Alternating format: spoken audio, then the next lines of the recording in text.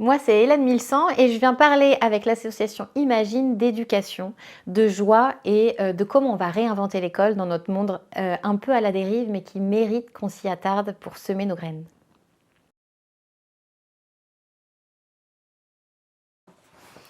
D'après moi, il y a une pandémie mondiale dont on n'a pas parlé, c'est la déprime. On a une tendance à cultiver tout ce qui va mal et à voir tout ce qui ne se passe pas bien dans le monde. Souvent, j'explique aux jeunes que on devrait tous aller voir l'ophtalmo parce qu'on a tous des lunettes cassées qui nous font voir tout ce qui va pas chez nous. J'ai des grosses cuisses, j'ai les cheveux machin, puis, et dans le monde.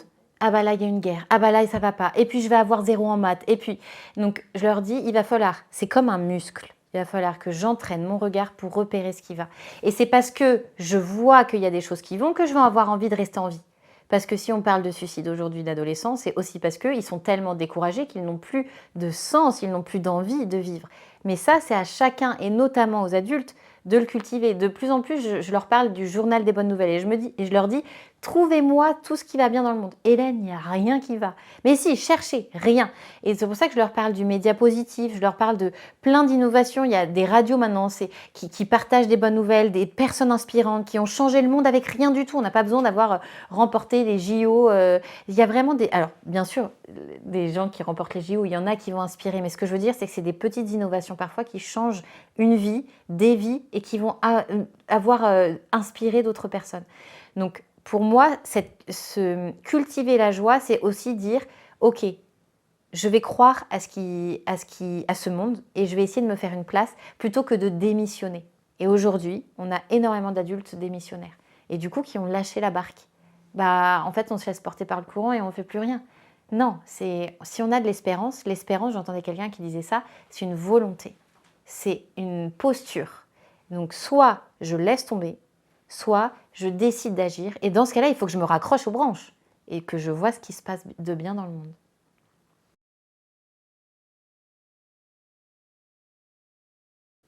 Souvent, quand j'interviens, alors moi j'aime bien parler, mais j'aime bien aussi utiliser le corps. Je rappelle souvent aux jeunes que moi j'étais une élève, j'écoutais le prof, mais il fallait que je dessine. Et puis je trouve ça... Eux, ils me disent, Madame, c'est horrible de rester assis toute une journée. C'est une torture pour eux. On a laissé le corps en dehors des apprentissages.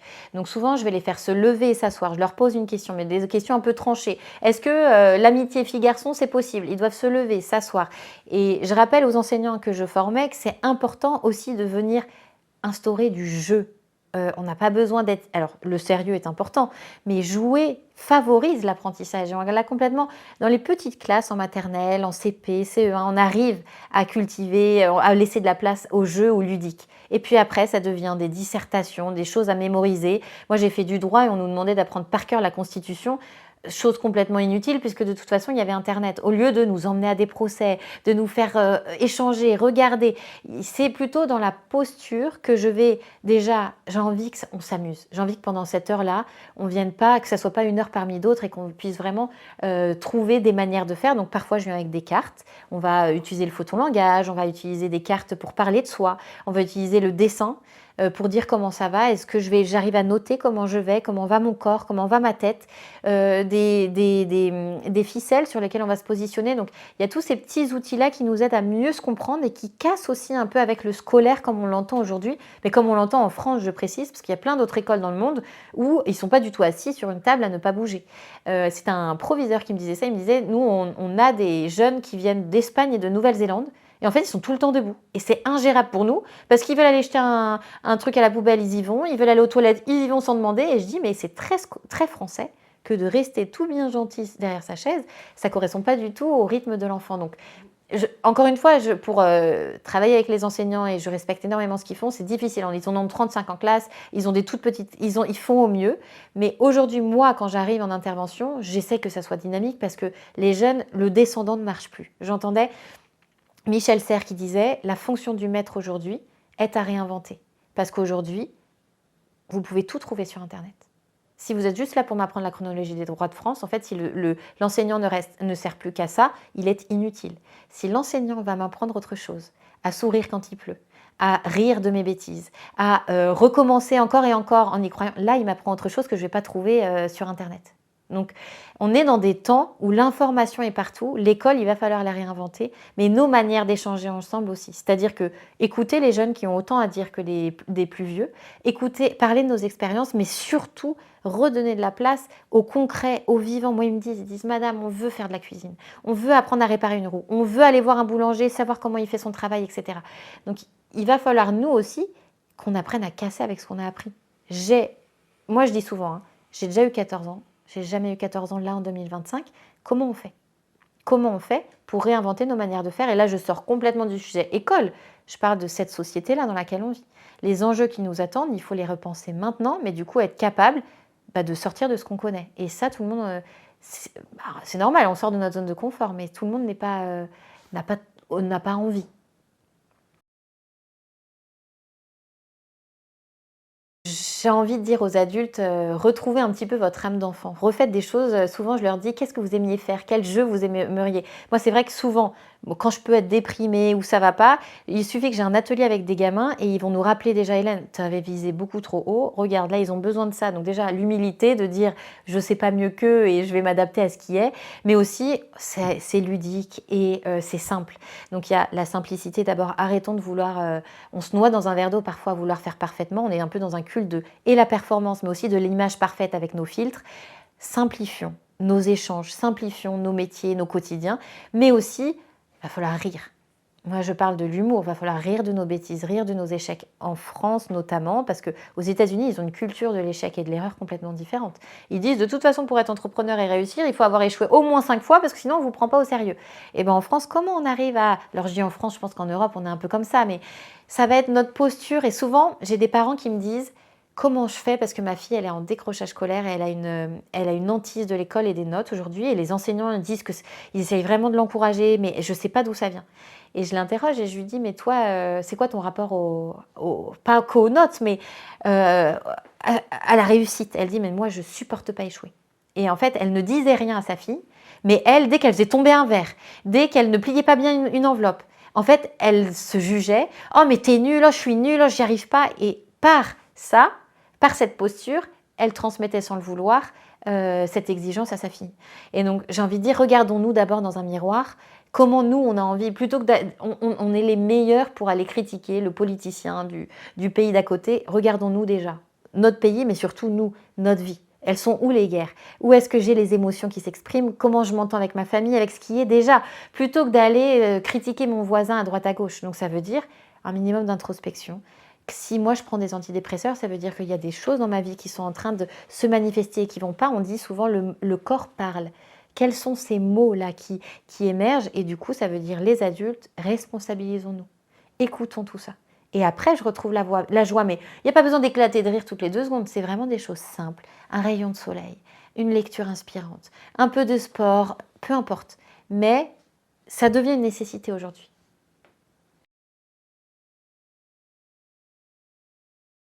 Aujourd'hui, on parle beaucoup de spiritualité et c'est vrai que je trouve que, ça peut nous perdre parce qu'il y a plein de choses qui sont intéressantes. Si on parle de spiritualité, ça rejoint ce que je pouvais dire, tout à l'heure, c'est qu'on est en manque de sens. On est en crise existentielle aujourd'hui. Je trouve qu'une société où des enfants se tuent, c'est que ça dit bien qu'on a atteint un certain stade de il va falloir s'interroger et se poser des questions. La spiritualité donne du sens. Il y en a qui vont croire en Dieu, il y en a qui vont faire des rituels pour passer des caps, que ça soit pour grandir, on parlait des dents de sagesse, ça peut être les règles, peu importe, mais aussi en tant qu'adulte, je vais faire un rituel, je vais brûler des papiers, etc. On en a besoin pour donner du sens. Là où, pour moi, ça peut poser question, c'est qu'on a aussi besoin d'ancrage. La spiritualité peut être un moyen de fuir notre réalité. Ce monde est tellement horrible que je vais me perdre dans les histoires, dans les livres, dans les étoiles. Je ne dis pas que les étoiles sont mauvaises, je dis qu'elles sont là pour nous enseigner des choses qu'on doit ramener sur Terre. Et donc, c'est comment je fais le pont entre un peu quelque chose d'éthéré et puis ce que je vis au quotidien. Souvent, les jeunes, donc on ne parle pas de Dieu puisqu'on est dans les écoles, mais certains vont pouvoir, on va aborder le sujet de la mort et certains vont dire que avoir la foi, trouver du sens dans un Dieu, peu importe qui ou quoi, parce que certains vont dire univers, la vie, la source, peu importe, ça va les aider au quotidien à dépasser des peurs, à avoir confiance dans quelque chose de plus grand. à retisser un sens parce qu'aujourd'hui on se dit mais c'est pas possible. Donc la spiritualité est importante, faire des rituels c'est important. Par contre, j'ai envie de rappeler aux parents, donnons les clés aux enfants pour vivre aujourd'hui. Ne les perdons pas dans un monde éthéré qui n'existe pas encore. Peut-être qu'un jour on vivra sans argent, peut-être qu'un jour Mais aujourd'hui ils doivent apprendre à se défendre avec les mots. Je dois apprendre à lire aussi pour pouvoir me défendre auprès d'autres personnes. Donc donnons-leur les clés et avec ça ils feront ce qu'ils veulent. Je dis souvent, la vie, c'est comme un cœur qui bat. Il y a les hauts et les bas. Le jour où ça s'arrête, c'est que je suis mort. Donc a priori, tous, chacun, on va traverser des montagnes russes. On les traverse mieux si dans notre sac à dos, on a les ressources nécessaires. On appelle ça des compétences de vie, les compétences psychosociales. Dedans, il y a la foi, il y a toutes les croyances, mais il y a aussi la joie, il y a l'amour. Le terreau principal, c'est ça. Et donc c'est nous, qu'est-ce qu'on donne comme clé? Ne donnons pas qu'une clé, donnons le maximum. Et c'est encore pour ça que le village est important, c'est qu'il y a des clés que je ne peux pas donner. Si moi, par exemple, je n'ai pas du tout d'intérêt pour tout ce qui est spirituel, et j'ai envie quand même que mon enfant n'entende parler, je vais peut-être interroger. Moi, j'ai été par exemple au Scout de France. J'avais un prêtre qui nous faisait des temps spi. C'était des ateliers philo en fait. Et on interrogeait notre relation à la nature. Enfin, pour moi, ça a été l'école de la vie, le scoutisme. J'y ai été 10 ans, puis j'ai été cheftaine, etc. Et c'était juste des temps où on s'arrêtait, où on questionnait le monde. Et finalement, c'est ce que je fais en intervention. Les jeunes me posent des questions et ensemble, on se rend compte qu'il n'y a pas de réponse. C'est quoi la vie, madame? Et pourquoi on vit? Et pourquoi on meurt? On ne va jamais répondre à ces questions. Par contre, on a un espace pour les poser et ensemble, on réfléchit. La philosophie, mais les ateliers philo que j'anime, ils sont là pour ça, pour questionner le monde et trouver son sens. Mais pas en disant « j'ai raison et je vais imposer ma réponse ». Plutôt, comment je façonne ma réponse en fonction aussi de tous les autres qui sont autour de moi, donc en écoutant ce qui se passe.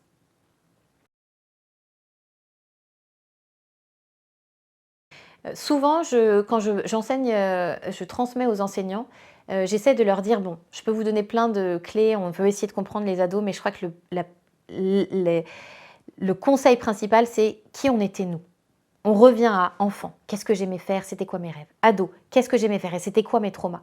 Moi, il se trouve que, et je leur dis, je ne sais pas quel élève vous étiez, mais moi, j'avais besoin de bouger. Moi, j'avais besoin de dessiner. Moi, je restais en place, le sport a été hyper important. Il fallait que je nage, il fallait que je cours. Et donc, pour tout ce qui est lié au corps, moi, je sais que le sport a été... Aujourd'hui, quand je vois des jeunes filles, je me dis, c'est vrai qu'ils ne vivent plus la même époque que nous. On peut tout avoir avec son portable, sans bouger nos fesses d'un canapé. Parfois, ils me disent, mais quand je leur raconte ma vie, qui n'était pas il y a si longtemps, et que j'allais à la bibliothèque pour chercher des choses, pour préparer des exposés, ils me font, oh madame, ça avait l'air trop bien. Alors que je leur dis, la médiathèque est juste en bas, hein, il suffit d'y aller. C'est des manières qu'on n'a pas. Donc ça veut dire aussi une endurance.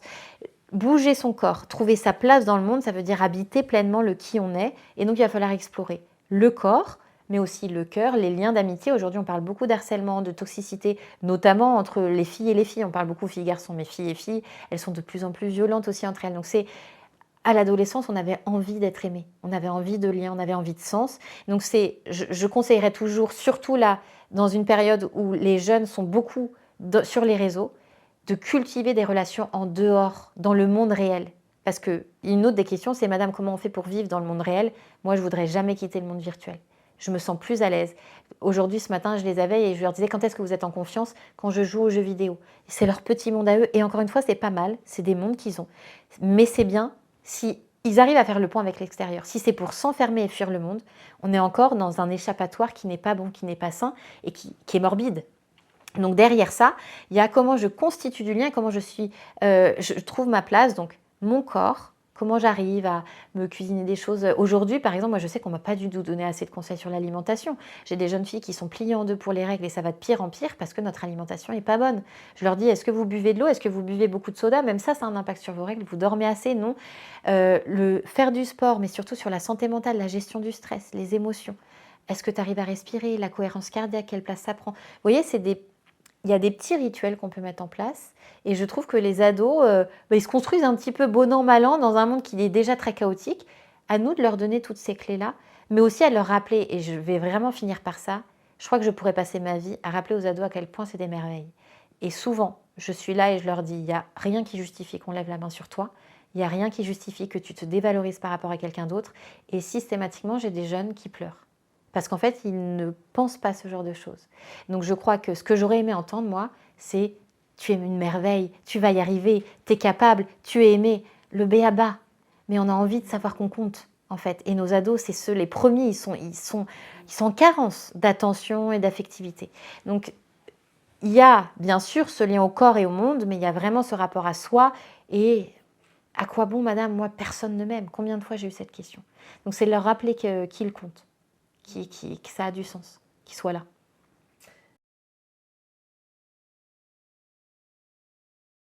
Les adultes, je leur dirais d'interroger leur posture d'ado, d'interroger leur posture d'enfant, qui ils étaient, comment, et puis vraiment de revenir à eux, parce qu'en fait, si moi je juge moins les ados, je vais essayer de les rejoindre, je vais essayer de les comprendre, et je vais essayer de me mettre à leur place. Mais il faut aussi que j'ai fait un petit travail quand même pour me demander, est-ce que je vais accueillir la parole du jeune? Est-ce que s'il me dit qu'il a quand même envie de son portable, il y a des choses qui nous dépassent. Moi, quand ils me disent, madame, moi, pour gagner de l'argent, je prends mon pied en photo, parce qu'en fait, je vois pas le problème, puisque de toute façon, ma tête n'apparaît pas et que j'ai besoin d'argent.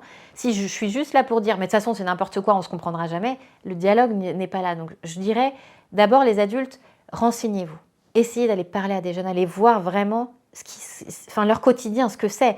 J'ai assisté à des concours d'éloquence, j'étais jurée la dernière fois, elle était en pleurs pour nous dire, je voudrais votre vie là, sans portable, sans smartphone.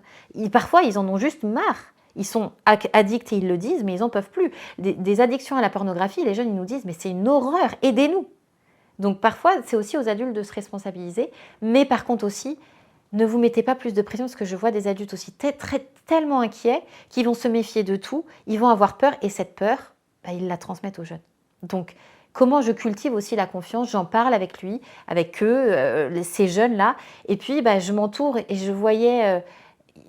L'institution école fait peur, mais il va falloir que les familles et l'école refonctionnent ensemble. Refaites confiance, interrogez vos enseignants, travaillons ensemble en fait. Ne nous isolons pas, parce que si on fait contre, on ne va pas y arriver. Et ça vaut pour l'école, ça vaut pour les médecins. Il va falloir qu'on retisse du lien de confiance. Sinon, c'est se jeter la pierre et il n'y a pas de sens.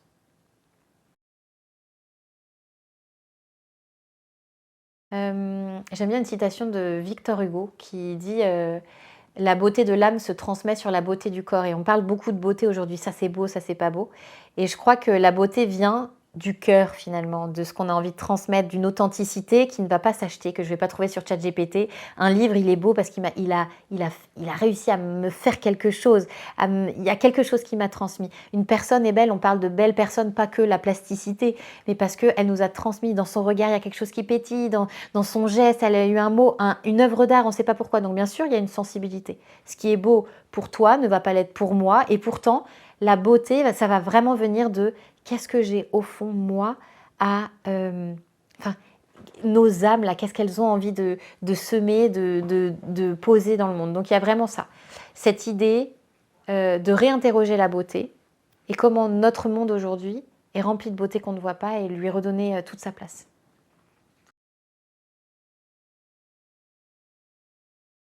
L'intelligence artificielle, ça me questionne encore beaucoup. C'est présent parce que moi, je suis contente parce que ça va nous imposer aux enseignants et au corps pédagogique à ne plus faire juste des devoirs, mais à réinterroger la posture de l'enseignant. A priori, la dissertation, elle peut être faite. Donc, comment je vais réinventer mon travail? Mais il va falloir qu'on les aide, les enseignants, ils ne peuvent pas le faire tout seuls. Comment nous, par contre, ça me paraît indispensable d'étudier, de transmettre, d'enseigner aux jeunes à utiliser l'intelligence artificielle. On ne fera pas sans, ça existe. Aujourd'hui, il y a des intelligences artificielles qui permettent d'enlever des tumeurs en quelques secondes sans aucun problème. Par contre, ça nous empêche aussi de penser certaines fois, et ça ne remplacera jamais l'humain. Et aujourd'hui, on se rend compte qu'il y a tellement une carence affective que des gens viennent chercher des réponses sur Internet, et ça reste du virtuel. Donc, j'ai une crainte parce qu'aujourd'hui, on ne va pas bien mentalement et qu'on tend à le prendre comme un médicament, et que ça ne remplacera pas l'humain, qui est le meilleur des médicaments, le rire, la joie, le lien. Par contre, c'est aussi un coup de pied aux fesses, parce qu'on va être obligé de se poser des questions, on va être obligé de réinventer nos manières de faire. Et oui, ils sont plus performants que nous sur certains sujets. Il y avait des enseignants qui me disaient, vous imaginez le casse-tête des emplois du temps des profs en début d'année et des classes? L'IA nous le fait en 2 minutes. On va s'en servir, parce que nous, quand il me fait ça, moi, je vais pouvoir repenser l'aménagement de ma cour de récré en attendant. Bah ouais, en fait, servons-nous de ça. Donc, c'est vraiment l'utiliser, mais mettons de la conscience. Et je crois que si je pouvais finir par ça, il va falloir qu'on remette de la conscience dans tout ce qu'on fait. La nourriture, la lecture, l'éducation, la santé. On est inconscient et on est en passe de devenir des robots complètement. Souvent, je leur parle du film Wall-E. Assis sur un canapé, je clique et on n'a pas envie de devenir ça. Pas envie. Il va falloir qu'on réinterroge le être soi dans un monde qui part à la dérive, mais en ayant trouvé notre place pour pouvoir essayer de faire notre goutte d'eau. C'est pas grand-chose. Mais si chacun d'entre nous, on trouve la manière de semer notre graine, alors là, on aura un impact.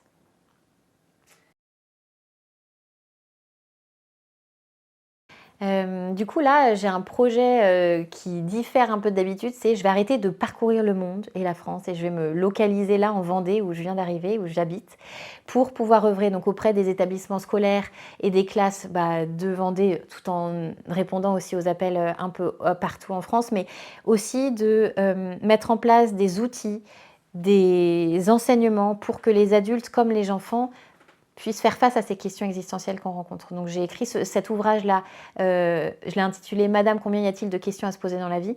parce que j'ai envie de vraiment transmettre toutes ces questions que les jeunes donnent et puis voilà, qu'on puisse se rencontrer, qu'on puisse échanger et qu'on puisse chacun se responsabiliser. C'est pas moi toute seule qui change la vie des jeunes que je rencontre. Je sème une graine et il faut que les parents le sèment à leur tour, etc. Mais c'est un intérêt général là, de pouvoir œuvrer dans l'éducation, avec la joie, l'optimisme, mais aussi une conscience, on ne peut plus faire comme avant. Ça s'écroule, le système s'écroule. Donc je ne vais pas passer mon temps à critiquer ce qui s'écroule. Je vais déjà être là en train d'œuvrer et de semer mes graines. Ça va prendre du temps. Moi, je suis impatiente, donc je gère avec ma patience, mais vraiment, on voit déjà des prémices. J'ai œuvré auprès de plein d'enseignants, il y a énormément de choses incroyables qui se font. Donc c'est la confiance aussi. Et je pense que c'est pour ça qu'on a besoin de se voir et de nourrir ce qui nous fait du bien. Donc les projets, ça va être de m'ancrer et puis à mon niveau, de tisser du lien pour que chacun puisse aussi être colibri, se faire colibri dans notre monde à la dérive. Merci beaucoup.